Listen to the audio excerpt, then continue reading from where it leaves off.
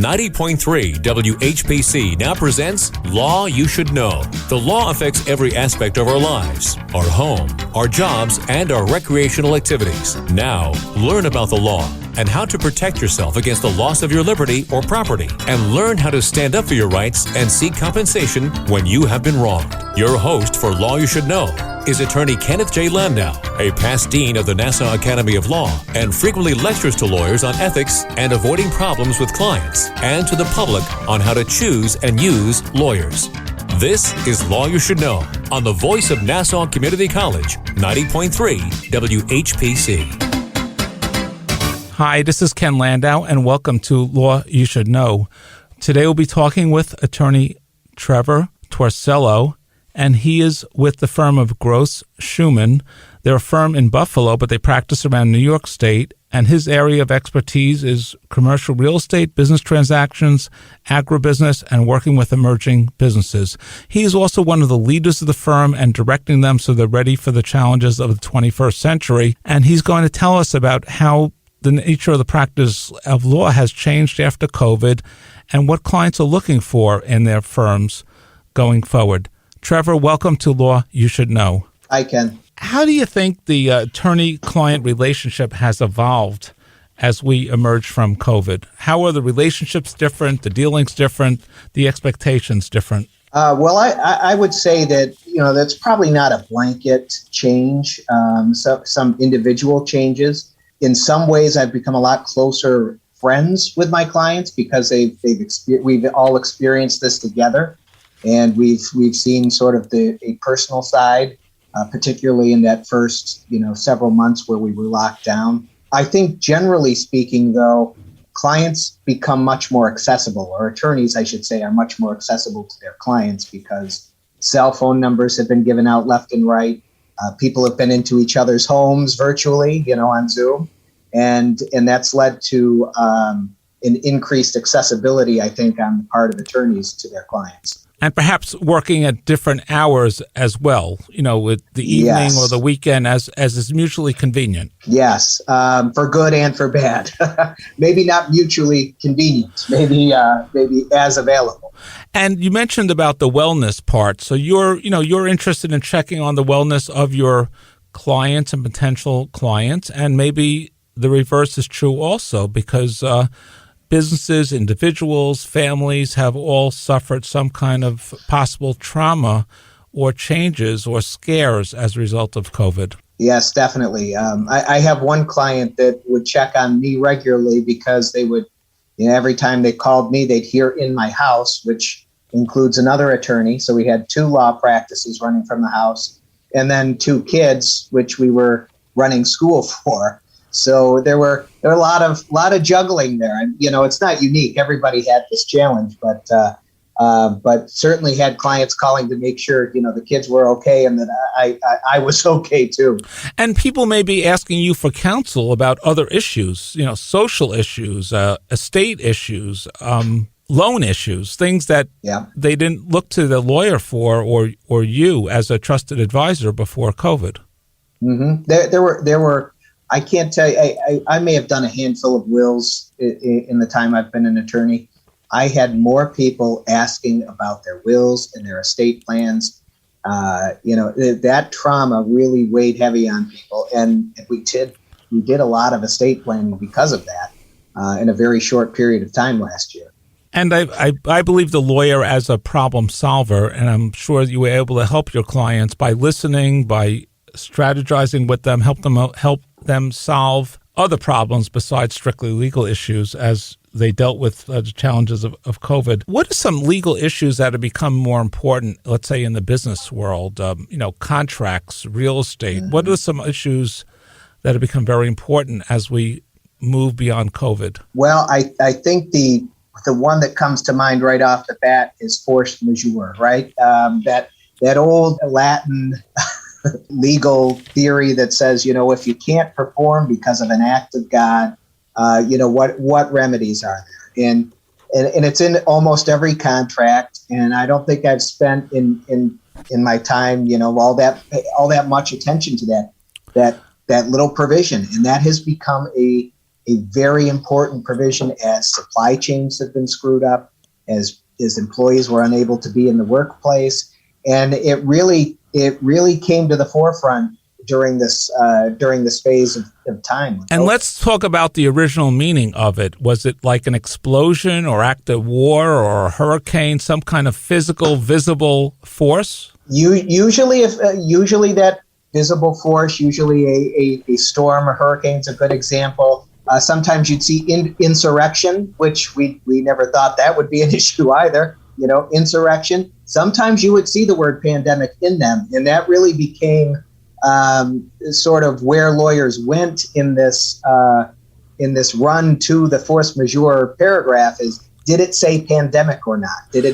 Was pandemic not listed in those events? And did it have to be a physical disruption rather than a law? Because usually it was based on some physical disruption, not on a governmental order or inability or practical inability to use the premises, to produce the goods, to ship. Correct. You would occasionally see government action in there, but not very often. Now you'll see pandemic in there in just about every paragraph. You'll see government action in there in just so the consequences were the same: an inability to perform, an inability to use real estate, an inability to fulfill a contract, but the excuses may not have been specified.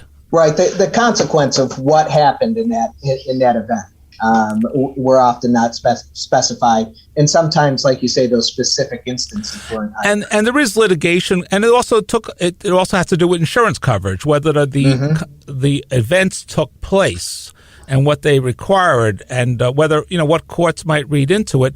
And those cases are still making their way through the courts, and they're also as a body of law in England, which may come out a little bit differently. But I know that the English cases were being looked to by the American courts as they were initially dealing with this question. Yep. Insurance is another big area, business interruption, what those exclusions mean. And then if the broker should have provided guidance about the different things available. Yep. And so are we still dealing with those clauses? Is it something more concerned that clients and the lawyers are more concerned about now? It's certainly something we're dealing with. It's an area that we're providing a lot more focus to when we're going through these contracts, and we're paying more attention to contracts that may have just generally renewed over time, and going to that in particular because even if there hasn't been a dispute over it, it's certainly not out of the realm of possibilities. And if your clients are seeking insurance coverage, you want to have a specific and broad coverage as possible. Yeah, you're looking directly at that at the moment. I think a lot of people couldn't envision having to deal with the set of circumstances we did.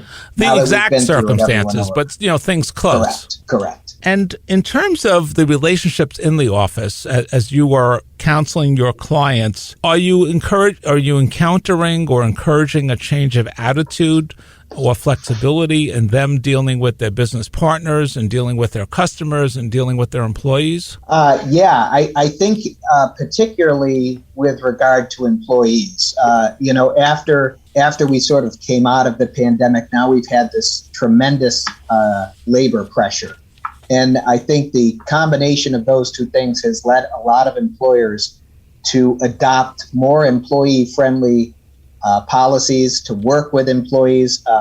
There's certainly effective employees that come in and say, hey, I was very productive from home. I can continue to be productive from home. Please let me work from home. And you're seeing employers adjust to that, whether it be on a full-time or a part-time or, basis. To provide that flexibility to keep good people, because even despite the great resignation, as they're calling it, it's still a very tight labor market for employers. And eventually, employers are going to need more employees, and employees are going to need employers again, perhaps. So they should be a little flexible as we move into the future. And you can always advise your clients on some of their options and the best options in this post-COVID world. Yep, absolutely. And unfortunately, there's some jobs that can never have that flexibility. But for those that can, we are regularly telling people, work with your employees. It used to be slow to hire, quick to fire. It's almost reversed right now, given the circumstances that we're seeing. So it's quick. So just rephrase it for us. It's quick to hire and slow to fire. Quick to hire, slow to fire. Okay. Yeah. It's on its head from what we'd normally say. And should there also be flexibility and fine tuning, seasonally or as relationships evolve? Should employers and employees have that flexibility and ability, willingness to compromise? I think everybody's got to have that flexibility. We're still in uncharted water. I think that there are going to continue to be changes. We go from one crisis to the next globally here, and we're seeing from this next global crisis, what's going on in the Ukraine and everything that's coming with it. We're seeing more supply chain issues, energy cost, inflationary forces. And all of that is telling us that we've got to advise clients, and if they're employee side or employer side, normally it's the employer for us, but you've got to be flexible and you have to be nimble right now. What are some other? I just want to remind our listeners that you're listening to Law You Should Know here on 90.3 WHPC, the voice of Nassau Community College in Garden City, New York, and also streaming and podcasts of this and other programs are available at nccradio.org.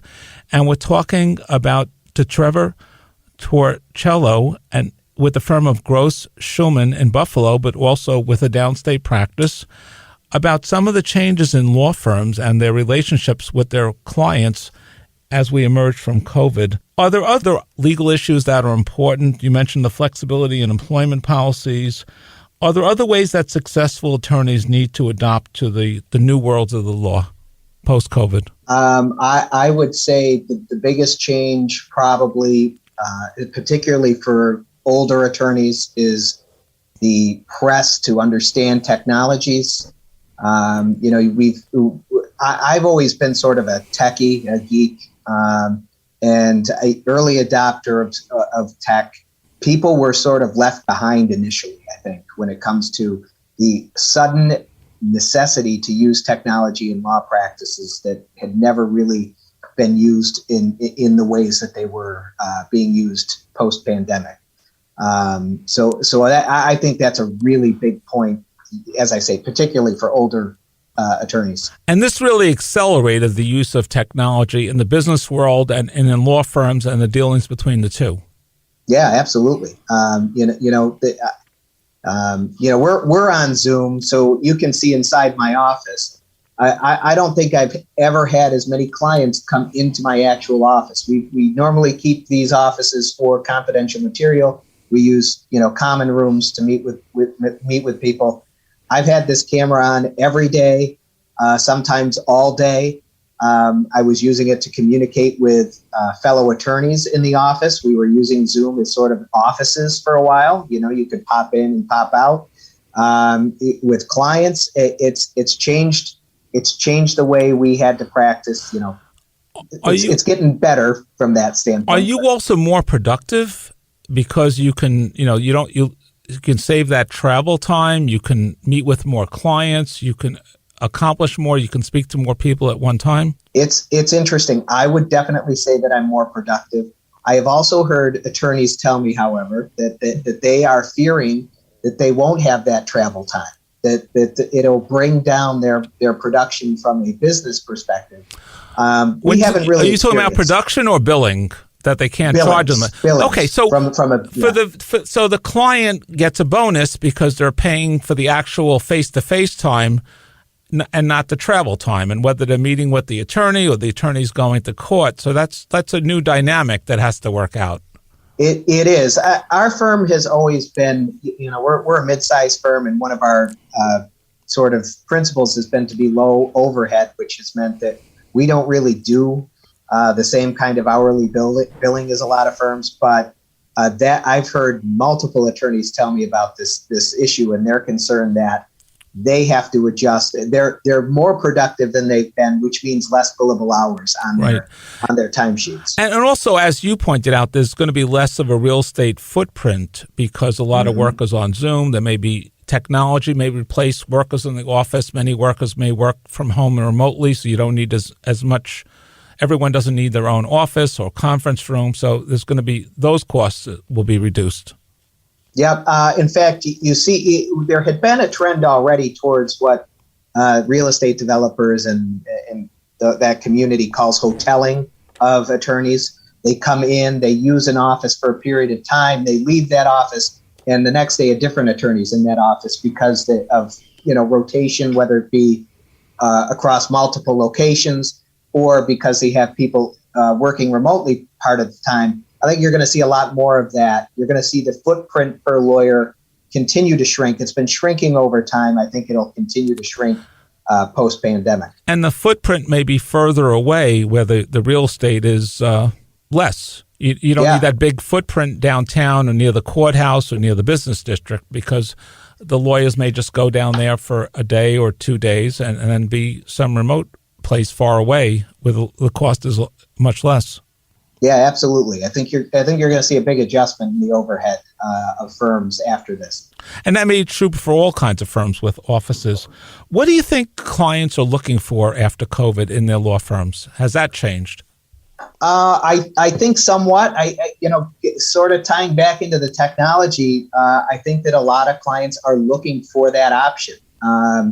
It's not always available in anything, and maybe we'll see some adjustment in the law, on that. But I think clients are looking for that. Clients are looking for accessibility without having to leave their house, without having to go down to the business district to have a meeting, and to go through the hassle of finding, parking and determining what building they are and trying to remember what floor the office is on and all of those things that a stranger to your office would experience. You graduated with a Juris Doctor and also a Master of Business Administration from University of Buffalo Law School. That's right. How does that joint degree, how does that MBA help you in dealing with your business clients or in navigating the legal world? I loved my MBA. I loved the program. I loved everything about it. I was not...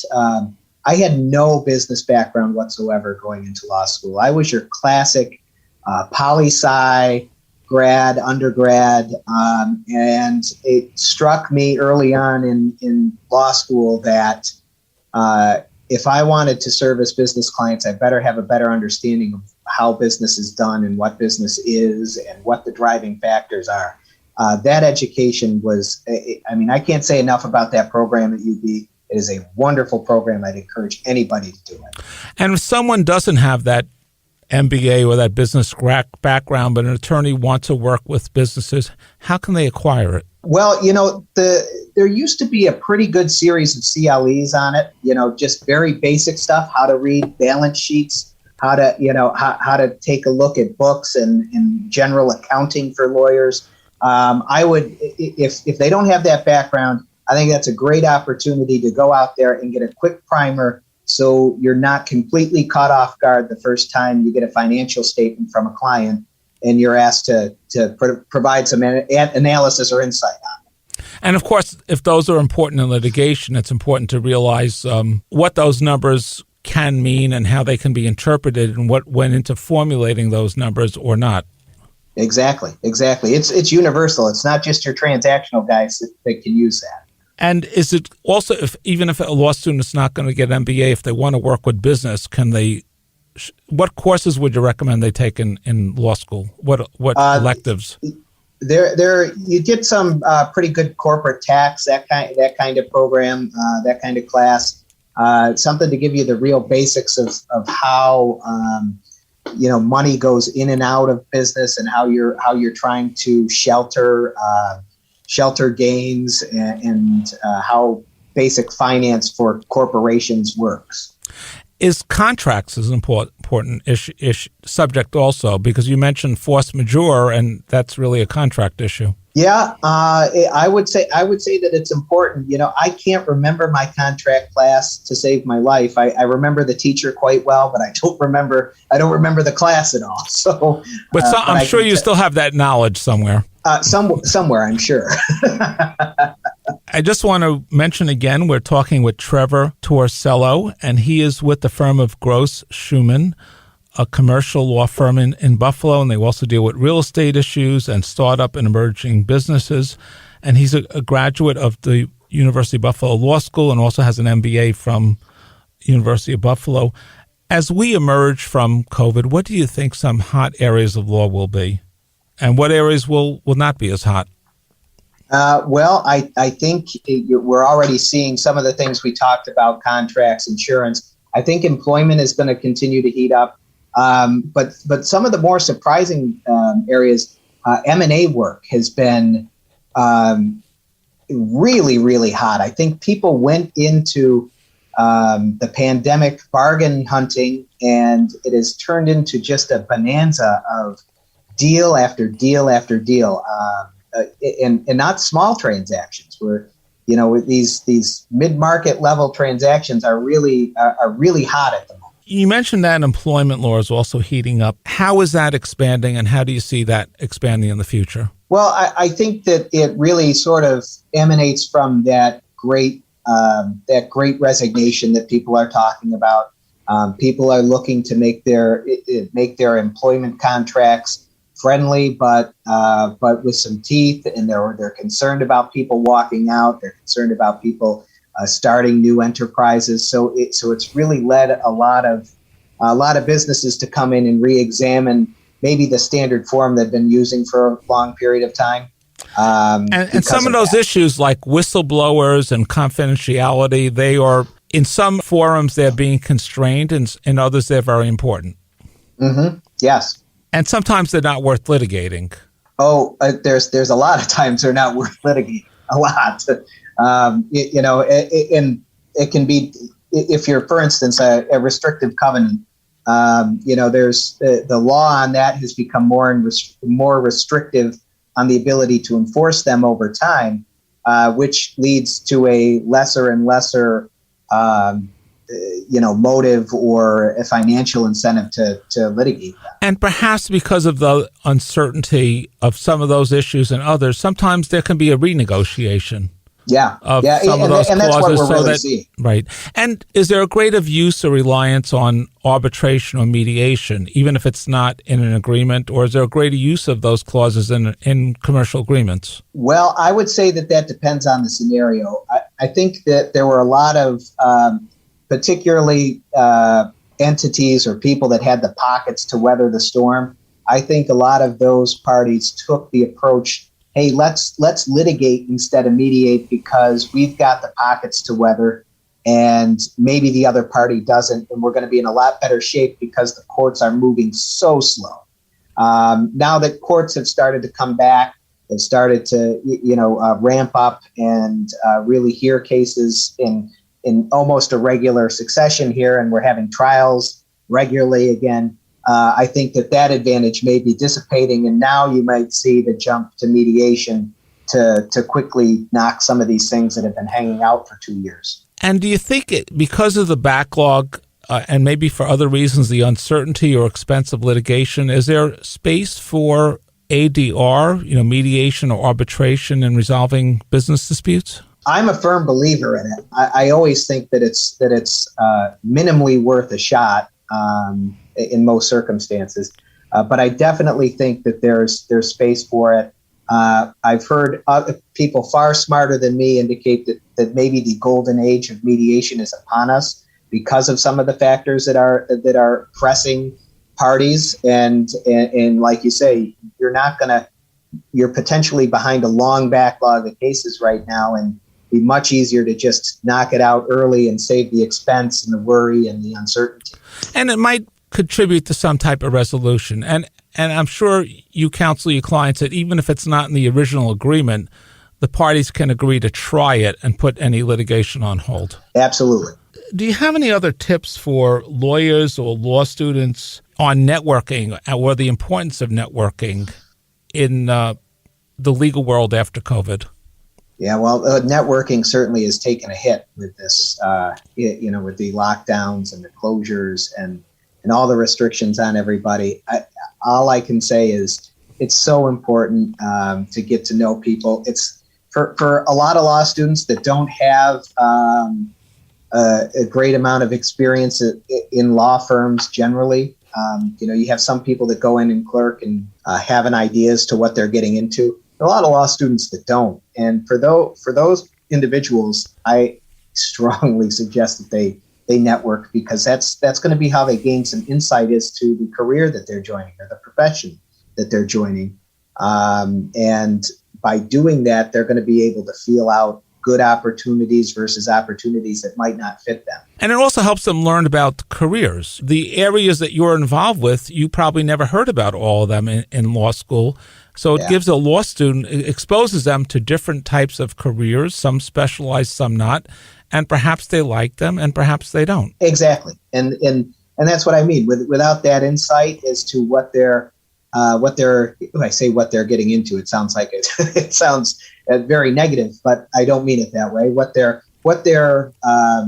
about to see in their work life, I think that's an important way to learn those different areas of law, to learn those different cultures of firms. Many firms have very different cultures, and in determining whether it's a good fit for them. And Trevor, just perhaps you can give us your firm's website so that if business is out there, want to know more about, and I'm sure you have information posted on your website about many of these things you talked about, and even law students can find out more about the type of work that your firm does and how you can provide guidance to law students. Just tell us how perhaps your website and how you can be contacted. It's gross-shuman.com.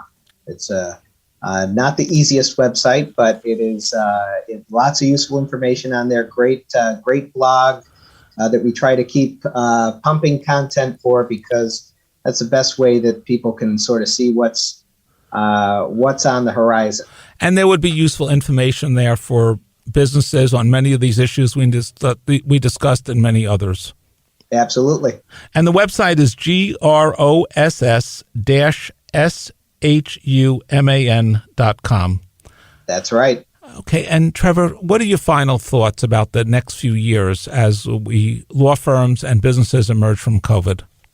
Oh, well, the uncertainty abounds. I'd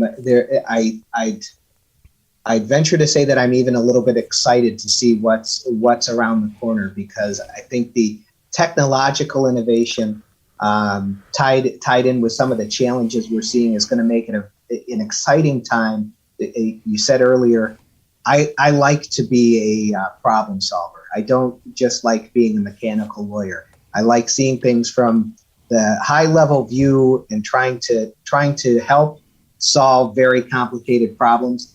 And I think there are a lot of those problems that are intersecting and are going to provide a very interesting challenge for us. So I'm excited about it. And I believe that, individuals and corporations, the lawyer is a problem solver, and the job of the attorney is to prevent problems or to try to solve them for their clients. Right. We're not just for saying no. And not just when someone is arrested. Whatever their current or potential problem is, they're there to solve the problem. I'd like to thank Trevor Torcello for being our guest on Law You Should Know. If you missed any part of the program, just go to the website, nccradio.org, and please join us next week at this same time for another program on Law You Should Know here on 90.3 WHPC, the voice of Nassau Community College in Garden City, New York.